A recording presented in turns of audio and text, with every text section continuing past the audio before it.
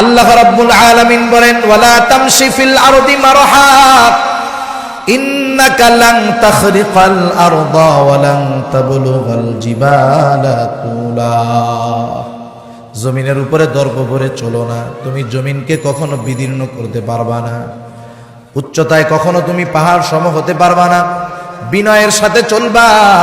হযরত লোকমান সন্তানকে চলাচলের আচরণ কেমন হবে শিক্ষা দিয়ে বললেন, শোনো, কারণ দর্প ভরে বুক উঁচু করে কথা বলে চলে ওরা, যাদের মধ্যে অহংকার আছে।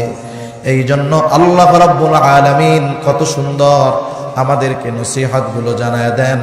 হযরত লোকমান বলতেছে, ইন্নাল্লাহা লা ইউহিব্বু কুল্লা মুখতালিন ফখুর। আল্লাহ রাব্বুল আলামিন যারা মুখতাল আর ফখুর, তাদেরকে আল্লাহ তাআলা ভালোবাসেন না। হযরত লোকমানের পরে সন্তানকে বলতেছে, ওয়াকসিদ ফি মাশিক ওয়াগদুদ মিন সাউতিক ইন্না আনকারাল আসওয়াতি লাসাউতুল হামির। হযরত লোকমান সন্তানকে কিভাবে পথ চলবে, কেমন ভাবে কথা বলবে সেই শিক্ষা দিলেন। ওয়াকসিদ ফি মাশিক ওয়াগদুদ মিন সাউতিক, তুমি জমিনের মধ্যে মধ্যম পন্থা অবলম্বন করে হাঁটো, প্রয়োজনবিহীন জোরে জোরে দর্প ভরে হাইটো না।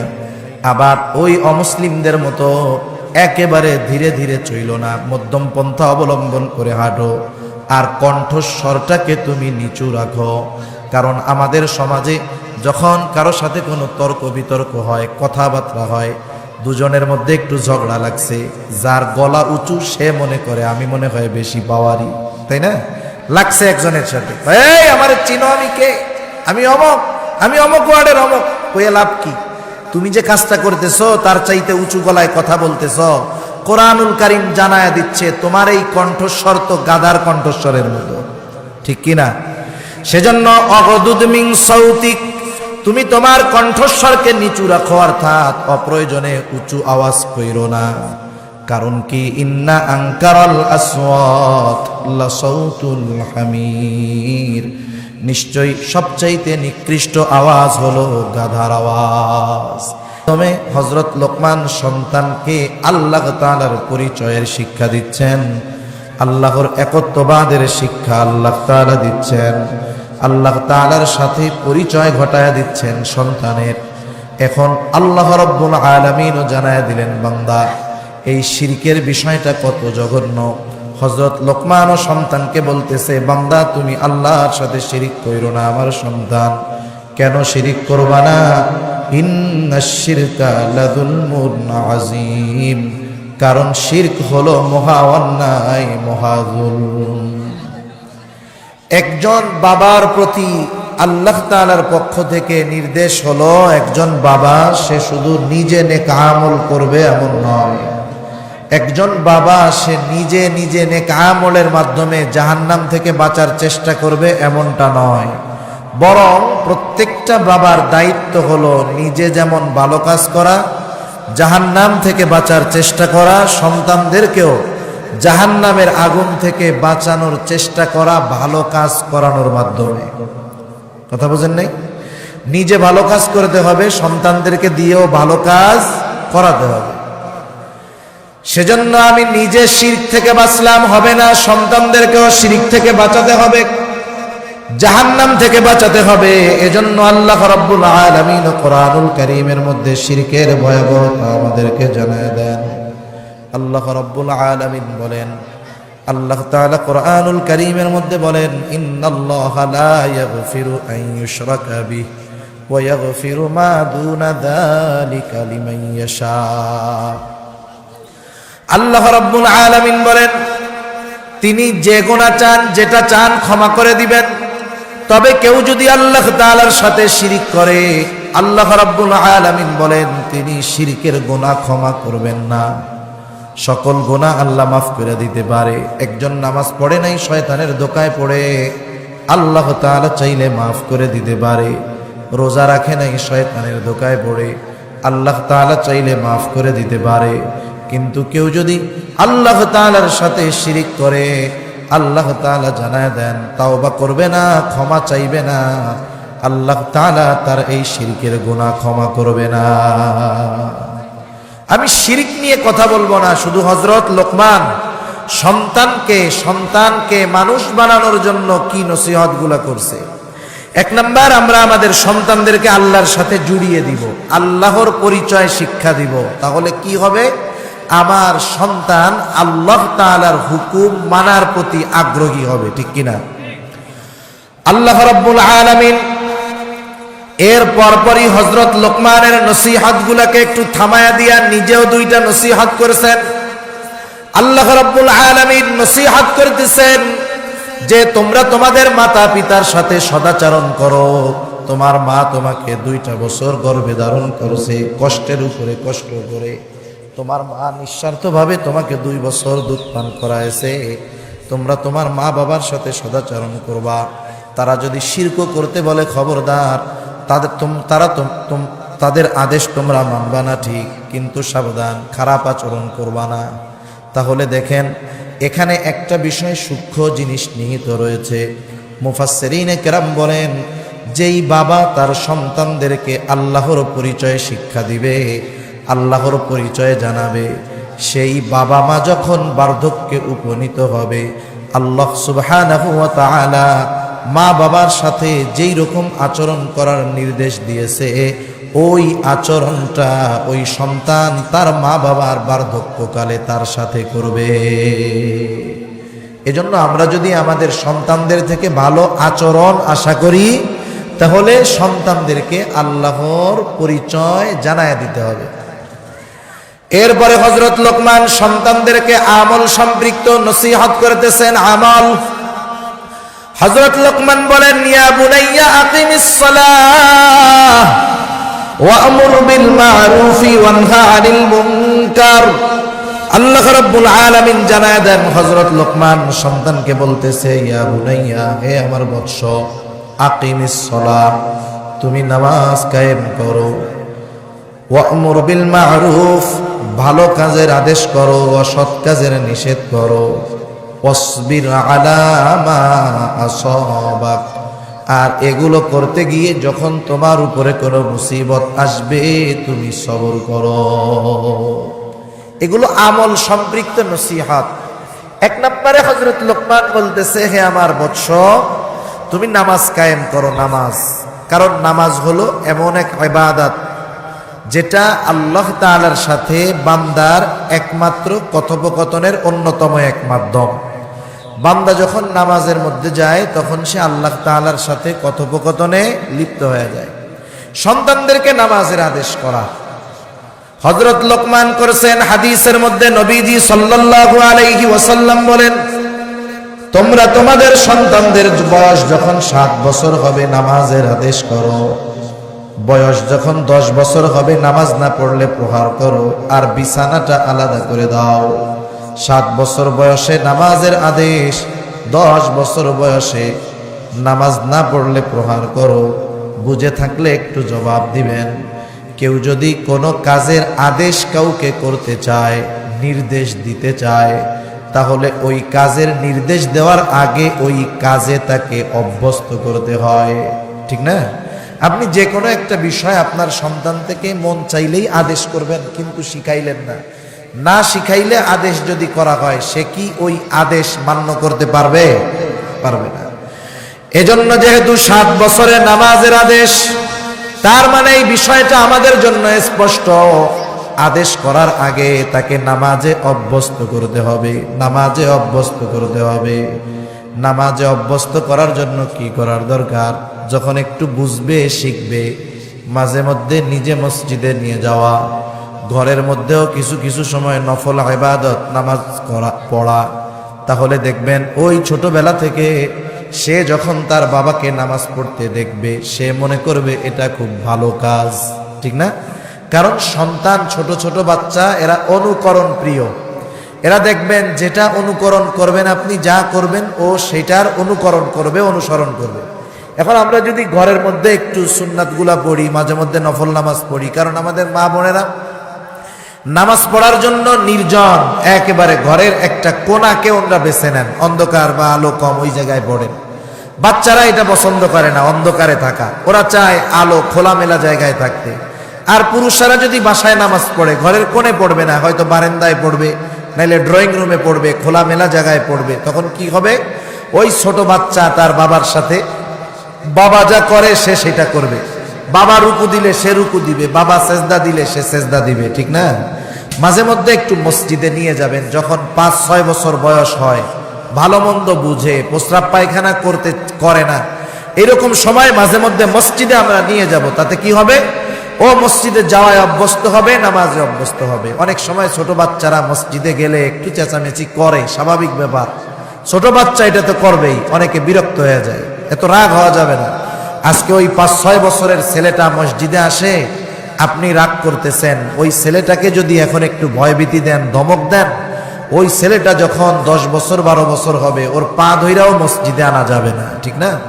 এজন্য আগের থেকে অভ্যস্ত করার দরকার। হযরত লোকমান সেই কথাই বললেন, বৎস আকিমিস সালাহ, নামাজ কায়েম করো। কারণ হাদিসের মধ্যে রাসূল আকরাম সাল্লাল্লাহু আলাইহি ওয়াসাল্লাম বলেন, আস-সালাতু ইমাদুদ্দিন, মান আকামাস সালাতা ফাকাদ আকামাদ-দ্বীন ওয়া মান তারাকাহা ফাকাদ হাদামাদ-দ্বীন। নামাজ হলো দ্বীনের স্তম্ভ, যে নামাজ কায়েম করে সে দ্বীন প্রতিষ্ঠা করে, আর যে নামাজ ছেড়ে দেয় সে দ্বীন ধ্বংস করে। তার মানে একজন বেনামাজি দ্বীন ধ্বংসকারী, একজন ন্যূনতম ঈমান যেই লোকটার ভিতরে আছে, সে এটা চাবে না যে নিজে দ্বীন ধ্বংসকারী হোক, নিজের সন্তান দ্বীন ধ্বংসকারী হোক। এটা কেউ চাইবে? কেউ চায় না। সেজন্য আমরা নিজেরাও তো নামাজি হব, সন্তানদেরকেও নামাজি বানাবো। এরপরে হযরত লোকমান বলতেছে, ওয়া'মুর বিল মা'রুফি ওয়ানহা আনিল মুনকার। ও আমার বৎস, তুমি ভালো কাজের আদেশ, অসৎ কাজের নিষেধ করবা। কারণ আমরা হলাম শ্রেষ্ঠ উম্মত। শ্রেষ্ঠ উম্মতের শ্রেষ্ঠত্ব প্রমাণিত হবে এই কর্মের মাধ্যমে। আল্লাহ তাআলা বলেন, কুনতুম খায়রা উম্মাতিন উখরিজাত লিন-নাস তা'মুরুনা বিল মা'রুফি ওয়া তানহাউনা আনিল মুনকার। আল্লাহ রাব্বুল আলামিন বলেন, কুনতুম খায়রা উম্মাহ, তোমরা হইলা শ্রেষ্ঠ উম্মত, উখরিজাত লিন-নাস, তোমাদেরকে মানুষের কল্যাণের জন্য বাহির করা হয়েছে। এখন তোমরা কিসের মধ্যে মূল কল্যাণ? আল্লাহ তাআলা বলেন, তা'মুরুনা বিল মা'রুফ ওয়া তানহাউনা আনিল মুনকার, তোমরা ভালো কাজের আদেশ করবা, অসৎ কাজের নিষেধ করবা, ঈমান আনবা। তার মানে ঈমানদার ভালো কাজের আদেশ, অসৎ কাজের নিষেধ, এই গুণ যদি তার মধ্যে থাকে, শ্রেষ্ঠ উম্মত প্রমাণিত হওয়ার জন্য এটা লাগবে।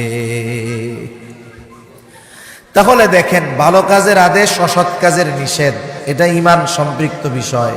আমরা ভালো কাজের আদেশ করলাম, অনেক সময় অসৎ কাজের নিষেধ, মন্দ কাজ দেখে আমরা চুপ করে থাকি।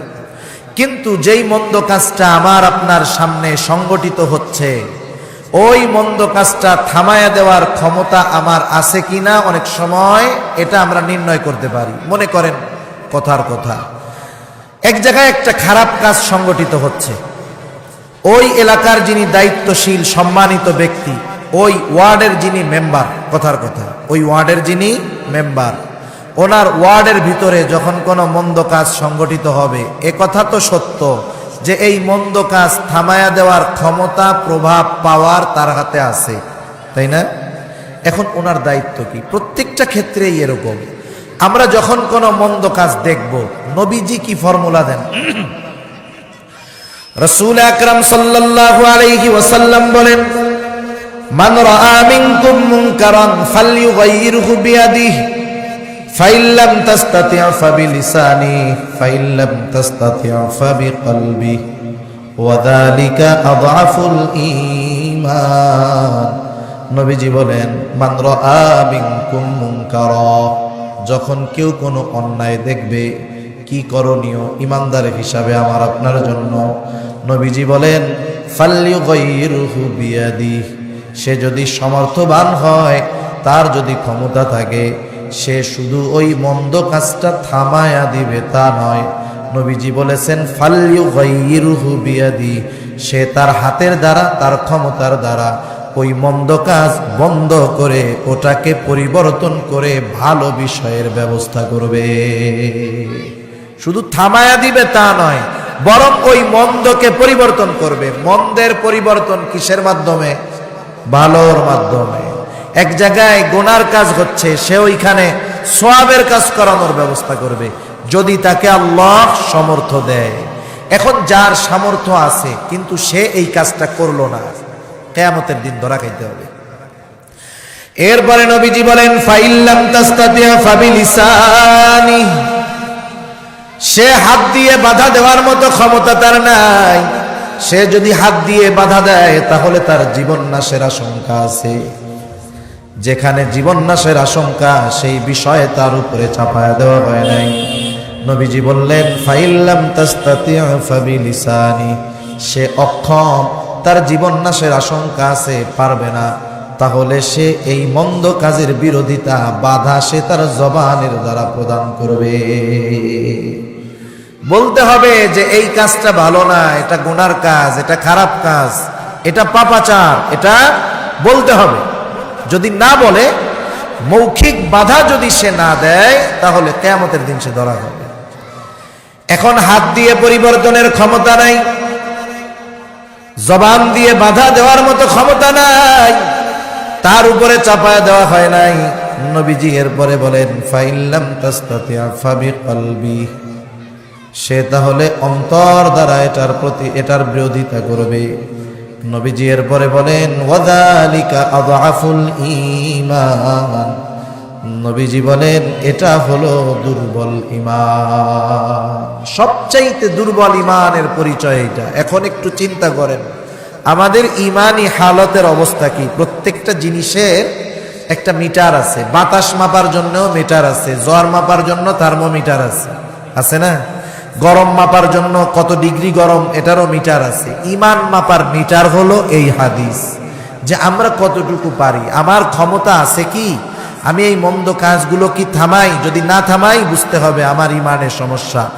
আমার জবান দিয়ে বলার ক্ষমতা আছে, আমি বলেছি কি, যদি না বলে থাকি বুঝতে হবে আমার ঈমানের অবস্থা খারাপ।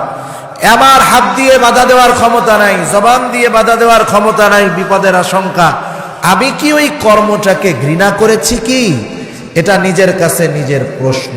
এজন্য যে কোনো মন্দ কাজ হতে পারে। আপনারা বলতে পারেন হুজুর আমরা তো এখানে বিভিন্ন জায়গার মানুষ, স্থানীয় লোক নয়, ভাড়া থাকি, কেউ যদি অন্যায় জুলুম অত্যাচার অপরাধ করে আমরা সহ্য করি, দেখি, বলার কিছু নাই, আমরা অপারগ।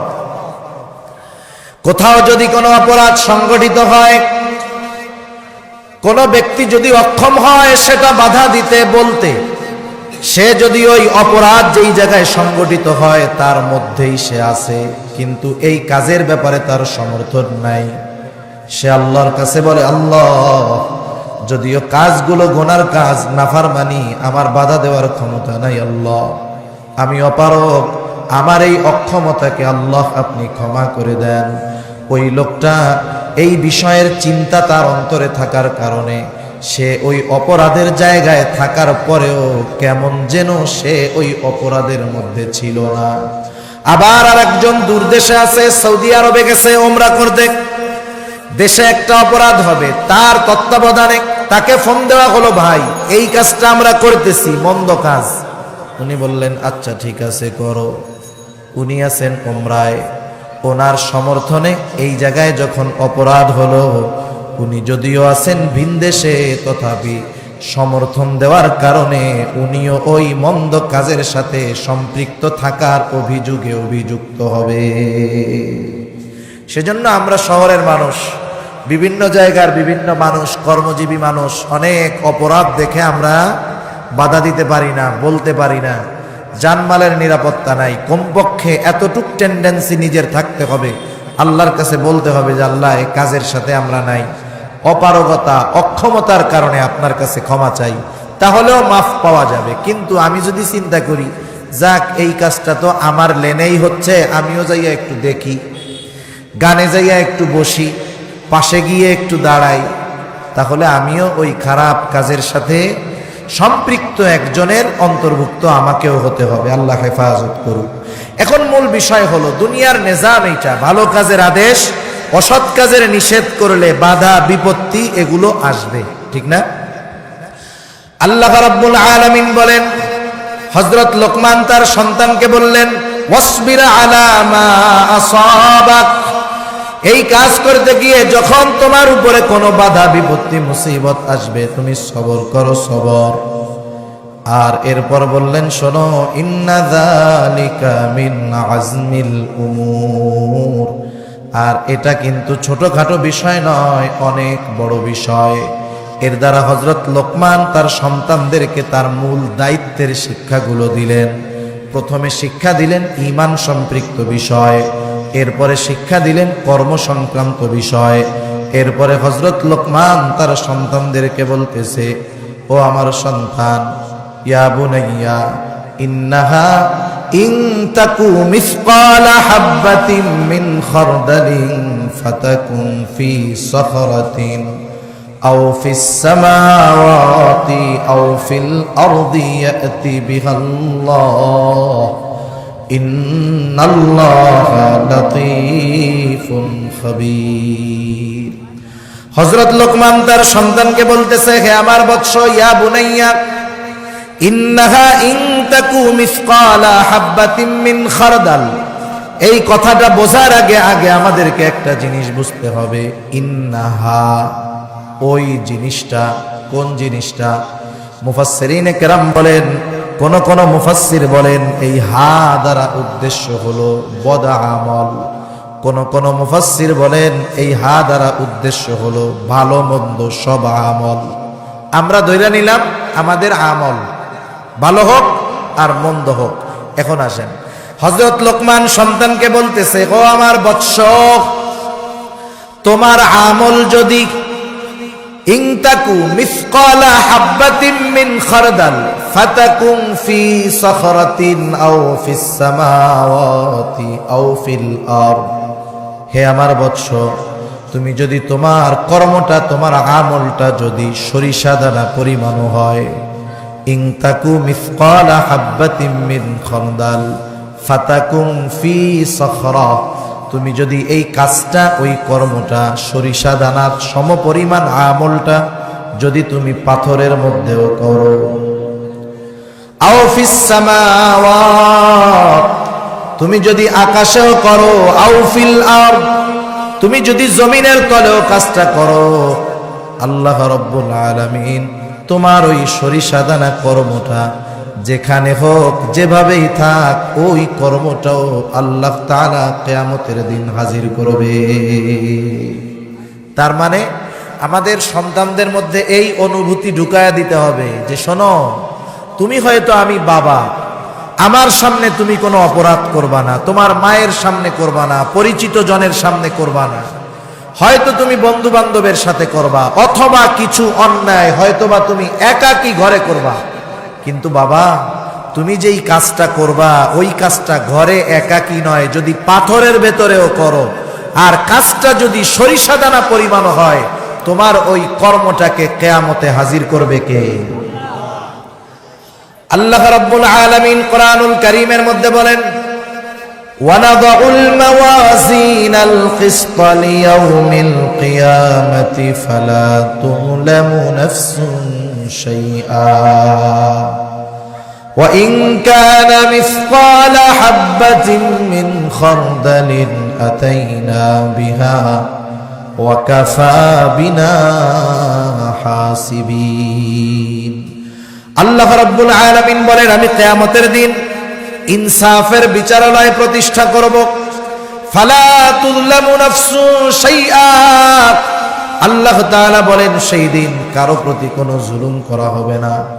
সাধারণত আমরা জুলুম বলতে বুঝি একজনকে কষ্ট দেওয়া, আমরা কষ্ট দিলেই জুলুম মনে করি, বিষয়টা এমন নয়। আমরা অনেক সময় আমাদের প্রিয়জনের উপরেও জুলুম করি। কেমনে? মূলত জুলুম হলো যে যেটার প্রাপ্য তাকে সেটা না দেওয়া। জুলুম কোনটা? যে যেটার প্রাপ্য তাকে সেটা না দেওয়া। আমরা আমাদের পরিচিত প্রিয়জনের সাথেও জুলুম করি। কেমনে? মনে করেন আপনার সন্তান একটা অপরাধ করছে, একটা খারাপ কাজ করছে, মন্দ কাজ করছে, অভিভাবক হিসাবে দায়িত্বটা কি? সে যেই কর্ম করেছে সেই কর্মের জন্য যেই শাস্তি তার প্রাপ্য তাকে সেটা দেওয়া। অনেক সময় আমরা আমাদের সন্তানেরা অপরাধ করে আমাদের কাছে অন্য লোকে এসে অভিযোগ দেয় যে আপনার ছেলে এই কাজ করতেছে, আমরা আরো ওই লোকটাকে ধমক দিই, ধর্মিয়া রাখেন, এখন তো যুবক বয়স, এগুলো একটু করবেই, ভবিষ্যতে ঠিক হয়ে যাবে। আপনি মনে করলেন আপনি আপনার সন্তানের বিরুদ্ধে অভিযোগটাকে গ্রহণ না করে ওই অপরাধের কারণে তাকে শাস্তি না দিয়ে ভালোবাসার প্রমাণ দিলেন, তা নয়, বরং এই ভালোবাসার মধ্যে আছে জুলুম। ঠিক কিনা বলেন? সেজন্য মোহাব্বত করেও আমরা জুলুম করি, কিন্তু আমরা বুঝি না। আল্লাহ রাব্বুল আলামিন বলেন সেই দিন কারো প্রতি কোনো জুলুম করা হবে না, বরং যে যেটার প্রাপ্য, যতটুকুর প্রাপ্য তাকে ততটুকুই দেওয়া হবে। ওয়া ইন কানা মিসকালা হাববাতিন মিন খারদাল, কেউ যদি দুনিয়ায় সরিষা দানা পরিমাণ কোনো আমল করে থাকে, আল্লাহ তাআলা বলেন আতাইনা বিহা, ওই আমল তো হাজির করা হবে, আমল অনুযায়ী হিসাবও নেওয়া হবে। আল্লাহ তাআলা বলেন কাফা বিনা হাসিবিন, হিসাব নেওয়ার জন্য আমি আল্লাহ যথেষ্ট। এভাবে সন্তানকে বুঝান যে তুমি যখন একাকীও কোনো গুনাহ করবা, দুনিয়ার কেউ না জানলেও জানবেন কে? এই আয়াতের তাফসিরে হযরত আনাস রাদিয়াল্লাহু তাআলা আনহু থেকে একটা হাদিস আসছে। নবীজি বলেন কেউ যদি এমন কোন জায়গায় কোনো কর্ম করে, এমন পাথরের মধ্যে যদি কোনো কাজ করে যেই পাথরের কোনো জানালাও নাই, দরজাও নাই, কিচ্ছু নাই, ওই পাথরের মধ্যেও যদি কেউ সরিষা দানা পরিমাণ কোনো আমল করে, কিয়ামতের দিন তার ওই আমল, তার ওই কর্মকে হাজির করবে কে? বলেন যেই আল্লাহ ওই সূক্ষ্ম অসম্ভব যে জায়গায় যাওয়া আসা আমাদের জন্য, সেই জায়গায়ও যদি কেউ যেতে পারে, সেই জায়গায় গিয়েও যেই কাজটা করবে, সেই কাজটা যেই আল্লাহ হাজির করবে, সেই আল্লাহ আমরা দুনিয়ায় যে কাজগুলো করি, একা করি, দলবদ্ধভাবে করি, ঘরে করি, বাহিরে করি, লোকালয়ে করি, নির্জনে করি, সেই আল্লাহ আমাদের সব কর্মগুলো দেখে না? দেখে। এই বিশ্বাস যদি আমি আমার সন্তানের মাথার মধ্যে ঢুকায় দেই, তাইলে আমার সন্তানের চরিত্র ঘরেও যেমন হবে, বাহিরেও তেমন হবে। কিন্তু আফসোস, অনেকে অভিযোগ দিলে আমাদের সন্তানের ব্যাপারে অভিযোগ আমরা আমলে নেই না, আর এই বিষয়গুলোর বিশ্বাস তাদের অন্তরে না ঢুকায় দেওয়ার কারণে আমার সন্তান আমার সামনে ভালো, কিন্তু বাহিরে জুয়া খেলে। আছে না নাই? এই যে বিপিএল খেলা চলতেছে, জুয়া আছে না নাই? হ্যাঁ, আগে তো জুয়া খেলতো একটা লম্বা সময় ছিল যে কে জিতবে কে হারবে, অমুক জিতবে হারবে, আচ্ছা তোমার সাথে আমার 200 টাকা বাজি। এখন অত দেরি সহ্য হয় না, এখন হলো বলে বলে জুয়া। একজন বল করে, আর একজন বলে বল এই বলে কয় রান হবে, একজন কয় ছক্কা, একজন কয় জিরো, একজন কয় আউট, এক বলে 10 জন বাজি ধরা সারা। আছে না নাই? বলেন না। এগুলা স্পষ্ট জুয়া, আমরা দেখি কিন্তু বাধা দেই না। আপনারা মাঝে মধ্যে দেখে থাকবেন আমাদের অনেক শ্রমজীবী ভাইয়েরা কত কষ্ট করে। কিছু ভাই আছে দেখবেন ওই যে কাঁচা বাজারে কাজ করে, ভ্যানে মাল টাল টানে, কষ্ট হয় না অনেক? ওনারা একটু অবসর সময় যখন পায় কি করে জানেন? ওই ভ্যানগুলো এক জায়গায় রাইখা ভ্যানের উপরে বসে মোবাইল একটা নেয়, মোবাইল একটা নিয়ে ওই জায়গায় ওনারা ঝুঁকে থাকে, কোরআন শরীফ পড়ে নাকি হাদিস পড়ে, নবী রাসূলের জীবনী পড়ে, ওইখানে খেলে লুডু খেলে, কিন্তু সময় কাটানোর জন্য না, টাকা দিয়ে খেলে। এটা জুয়ার একটা সিস্টেম। এভাবে জুয়া চলতেছে আমাদের সমাজে ভরা। সেজন্য এগুলো আল্লাহ রাব্বুল আলামিন কোরআনুল কারীমের মধ্যে নাপাক কাজ বলছে। কি কাজ? নাপাক কাজ। সেজন্য এই ধরনের জুয়া থেকে আমাদের বাঁচতে হবে, সন্তানদেরকে বাঁচাতে হবে। কারণ এই জুয়া শুধুমাত্র সামান্য কোনো বিষয় নয়, এটা কিন্তু একটা সামাজিক ব্যাধি। সামাজিক ব্যাধি। জুয়া খেলতে গিয়ে নিজের সব কিছু নিঃস্ব করে ফেলছে এমন ঘটনা একটা দুইটা নয়, আমাদের দেশে হাজার হাজার ঘটনা আছে না নাই? কারা খেলে? আমার আপনার সন্তানেরা খেলে। অনেক সময় বাপ খেলে, এজন্য ভুলাও খেলে। কি করবে? আর বাপ সিগারেট খায়, ছেলে মনে করে আমার আব্বা সিগারেট খায়, এটা মনে হয় ফজিলতের কাজ, ও দোকান থেকে গিয়া চুরি করে খায়। আছে না নাই? অনেক বাপ আছে এদের লজ্জা শরম কিচ্ছু নাই, নিজে বিড়ি সিগারেট খায়, আবার সন্তানকে দিয়ে বিড়ি সিগারেট কিনতে পাঠায়। এমন নির্লজ্জ বাবা সমাজে আছে না নাই? বলেন। সেজন্য এই বিষয়গুলো থেকে যদি আমাদের সন্তানদেরকে বাঁচাতে হয়, তাহলে অবশ্যই অবশ্যই এই কাজগুলো যে পাপ, এই কাজগুলো যে মন্দ, এই চিন্তাধারা তাদের অন্তরের মধ্যে আমাদেরকে ঢুকায়া দিতে হবে। সন্তানকে দিয়ে এই বিশ্বাস আনায়ন করতে হবে, আমার সন্তান, তুমি যদি কোনো কর্ম দরজা জানালা বিহীন পাথরের মাঝেও করো, তোমার ওই কর্মের ব্যাপারে যার কাছে খবর আছে তিনি কে? কারণ সেই আল্লাহ হলেন লতিফুন খবীর, সব খবর তার কাছে আছে। তিনি হলেন সূক্ষ্ম দ্রষ্টা। সন্তানের ভিতরে এই কথা ঢুকায়া দিলে আপনি ঘরে থাকবেন, সন্তান বাহিরে গিয়েও চিন্তা করবে, হায় রে আমি গুনাহ করতেছি, আমার বাবা হয়তো দেখে না কিন্তু দেখে কে? আমি জুয়া খেলতেছি, কেউ দেখে না কিন্তু দেখে কে? আমি বন্ধুদের সাথে নেশা করতে যাব, মদ খাবো, গাঁজা খাবো, দুনিয়ার কেউ দেখবে না কিন্তু দেখবে কে? এজন্য আমাদের সন্তানগুলাকে সম্পদে পরিণত করতে হলে হযরত লোকমানের নসিহত গুলো খুবই গুরুত্বপূর্ণ। এরপরে হযরত লোকমান সন্তানকে বলতেছে, ও আমার সন্তান, ইয়া বুনাইয়া আকিমিস সালাতা ওয়া'মুর বিল মা'রুফি ওয়ানহা আনিল মুনকার ওয়াসবির আলা মা আসাবাক ইন্না যালিকা মিন আজমিল উমুর। এরপরে বলেন, ওয়ালা তুসাইর খাদ্দাকা লিন্নাস ওয়ালা তামশি ফিল আরদি মারহা। আল্লাহ রাব্বুল আলামিন জানায় দেন, হযরত লোকমান এবার তার সন্তানকে বলতেছে, ও আমার সন্তান, তুমি মানুষের দিক থেকে মুখ ফিরায়া তুমি কথা বলবা না। এর দ্বারা উদ্দেশ্য হলো অহংকারের সাথে তুমি কারো সাথে কথা বলবা না, অহংকার করে কারো সাথে তুমি কথা বলবা না। কারণ অহংকার হলো এমন এক রোগ, এইটার দ্বারা সামাজিকতার শিক্ষা দিচ্ছেন। সামাজিকতা কি বলেন না? সামাজিকতা। একটা মানুষ কতটুকু সামাজিক এটা তার সাথে কথা বললে বোঝা যায়। সামাজিক মানুষ মানুষের সাথে সহজে মিশে, কথাবার্তা বলে, একটু রাগ হইলেও আবার আদর করে বুঝায়, ঠিক না? আর যেই মানুষগুলো অসামাজিক, সে মানুষগুলোর মধ্যে অহংকার বেশি থাকে। একজন আসলো, উল্টাপাল্টা একটু করছে, রাগ হইয়া পুলাপান ধমক টমক দিয়া উল্টাপাল্টা বানায় গেল। সেজন্য সামাজিক মানুষ রাগ হইলেও একসময় সে ঠান্ডা হয়। অসামাজিক মানুষগুলো সমাজের মানুষের সাথে মিশতে পারে না, সমাজের মানুষ তাকে ভালো বলে না। হযরত লোকমান মানুষের সাথে কেমনে চলবা, কেমন বিহেভ করবা, সন্তানদেরকে শিখায়া দেন। তিনি বলেন, ও আমার বৎস, ওয়ালা তুসাইর খাদ্দাকা লিন্নাস, তুমি মানুষের দিক থেকে মুখ ফিরায় কথা বলবা না, তথা অহংকারের সাথে কথা বলবা না। অনেক টাকা পয়সাওয়ালা আছে, সন্তানদের অনেক দেমাগ, গরিব মানুষের সাথে তুচ্ছ তাচ্ছিল্যের সাথে কথা বলে, আছে না নাই? নিজের প্রাইভেট কার আছে, রিক্সাওয়ালাকে ভালো লাগে না। নিজের পাঁচতলা বাড়ি আছে, যেই লোকটা বস্তির মধ্যে থাকে তাকে ভালো লাগে না। কথা শুনলেই ঘৃণা ঘৃণা মনে হয়।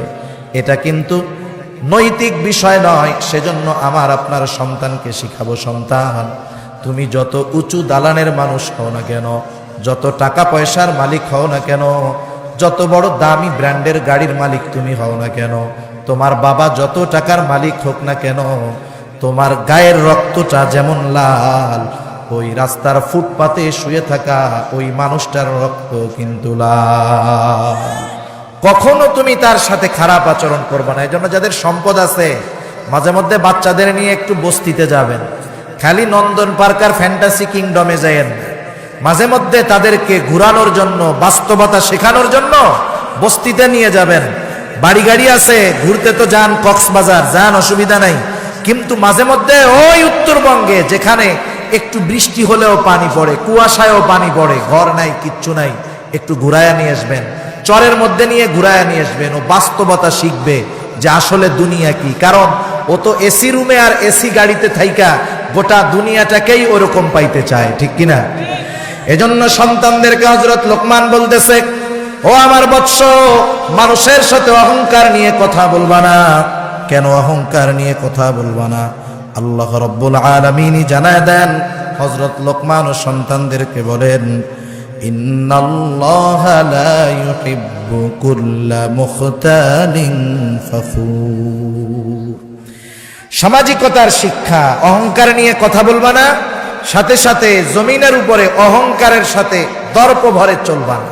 কতজন আছে কাম কাজ নাই, এমন ভাবে চলে মনে হয় যে উনি জমিনটারে ফাটায় ফেলবে, বুক উঁচা করে এমন ভাবে যায় মনে হয় আর একটু হইলে আসমানটা ওনার মাথার সাথে ঠেকা যাবে। আছে না নাই? আল্লাহ রাব্বুল আলামিন বলেন, ওয়ালা তামশি ফিল আরদি মারহা ইন্নাকা লান তাখরিকাল আরদা ওয়া লান তাবলুগাল জিবালা তুলা। জমিনের উপরে দর্প ভরে চলো না, তুমি জমিনকে কখনো বিদীর্ণ করতে পারবা না, উচ্চতায় কখনো তুমি পাহাড় সম হতে পারবা না, বিনয়ের সাথে চলবা। হযরত লোকমান সন্তানকে চলাচলের আচরণ কেমন হবে শিক্ষা দিয়ে বললেন, শোনো, কারণ দর্প ভরে বুক উঁচু করে কথা বলে চলে ওরা যাদের মধ্যে অহংকার আছে। এই জন্য আল্লাহ রাব্বুল আলামিন কত সুন্দর আমাদেরকে নসিহতগুলো জানায় দেন। হযরত লোকমান বলতেছে, ইন্নাল্লাহা লা ইউহিব্বু কুল্লা মুখতালিন ফখুর। আল্লাহ রাব্বুল আলামিন যারা মুখতাল আর ফখুর তাদেরকে আল্লাহ তাআলা ভালোবাসেন না। আল্লাহর ভালোবাসা যদি আমরা না পাই দুনিয়ার সব কিছু শেষ। এজন্য শামসুল হক ফরিদপুরি রহমাতুল্লাহি আলাইহি বলতেন, সদর সাহেব হুজুর রহমাতুল্লাহি আলাইহি বলতেন, তুমি দুনিয়ায় সব পাইছো, আল্লাহকে পাও নাই, তুমি কিছুই পাও নাই। আমি আপনি সারা দুনিয়ার মানুষের ভালোবাসা পাইলাম, আল্লাহর ভালোবাসা পাইলাম না। সারা দুনিয়ার মানুষের ভালোবাসার কোনো দাম নাই। সেজন্য আমার সন্তানকে আল্লাহর ভালোবাসা পাওয়ার পদ্ধতি আমরা শিখাবো। মুখতাল কাকে বলে, ফখুর কাকে বলে? মুখতাল হলো যে নিজেকে বড় মনে করে। অনেক সময় মানুষের মধ্যে না, নিজে, আমি বড় আলেম, আমি বড় ওয়াইজ, আমি বড় বক্তা, অমুক আমার কণ্ঠটা অনেক সুন্দর, নিজেকে বড় মনে করে, এটা হলো মুখতাল। আর ফাখুর হলো যে অন্যকে তুচ্ছ করে নিজের বড় মনে করে। মনে করেন একজনের কাছে গিয়ে বললো, অমুকে খুব ভালো আলেম। আরে রাখো, কি বলছে জানি না, ওর চাইতে আমি কত ভালো আলেম। মানে আর একজনকে তুচ্ছ করে নিজেকে বড় মনে করে, এটা হলো ফখুর।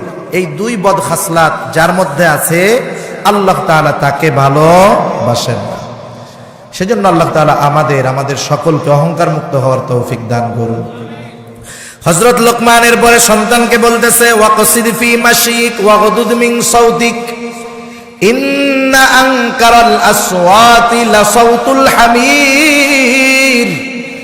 হযরত লোকমান সন্তানকে কিভাবে পথ চলবে, কেমন ভাবে কথা বলবে সেই শিক্ষা দিলেন। ওয়াকসিদ ফি মাশিক ওয়াগদুদ মিন সাউতিক, তুমি জমিনের মধ্যে মধ্যম পন্থা অবলম্বন করে হাঁটো, প্রয়োজনবিহীন জোরে জোরে দর্প